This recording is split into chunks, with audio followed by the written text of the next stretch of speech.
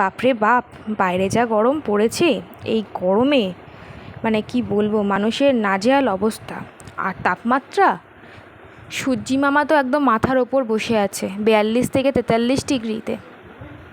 আর এই তাপমাত্রা থেকে বাঁচতে আমরা কম বেশি সবাই নানা রকম শরবত বানিয়ে বানিয়ে বাড়িতে খাচ্ছি নিজের শরীরকে ঠান্ডা রাখতে।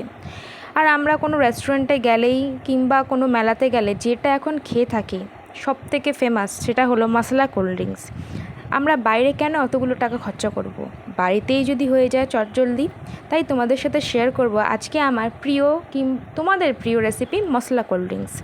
বাড়িতে থেকে একটা কাচের গ্লাস নিয়ে নিলাম। বাড়িতে সবারই মোটামুটি কাচের গ্লাস থাকে।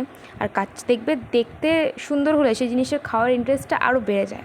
আর তাতে দিয়ে দেবো হাফ টিস্পুন লেবুর রস, তারপর দিয়ে দেবো হাফ টিস্পুন বিট নুন, হাফ টিস্পুন চাট মশলা তো আমাদের বাড়িতে থাকেই, কারণ আমরা সবাই ফ্রুট স্যালাড খাই। আর আমরা সবাই এখন হেলথ কনসিয়াস, তাই আমরা ফ্রুট স্যালাড খেয়েই থাকি কম বেশি। তারপর দিয়ে দেবো জলজিরা।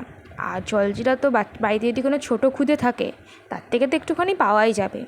তাহলে ঘরোয়াই সব রেমেডি দিয়ে মশলা কোল্ড ড্রিঙ্কসটা তোমাদের সাথে শেয়ার করলাম। আর ফ্রিজে যে কোকাকোলা থাকবে কিংবা থামস আপ থাকবে সেটা একটুখানি ঢেলে দেবে। তারপর একটা চামচ নেবে, নিয়ে 3টে মশলাকে কোল্ড ড্রিঙ্কসের সঙ্গে ভালো করে নেড়ে চেড়ে নেবে। তাহলেই রেডি আজকে আমাদের রেসিপি মশলা কোল্ড ড্রিঙ্কস। আর 8 থেকে 80 সবাই মোটামুটি এটা খেতে পারবে, কারোরই কোনো হেলথে কোনো অসুবিধা হবে না।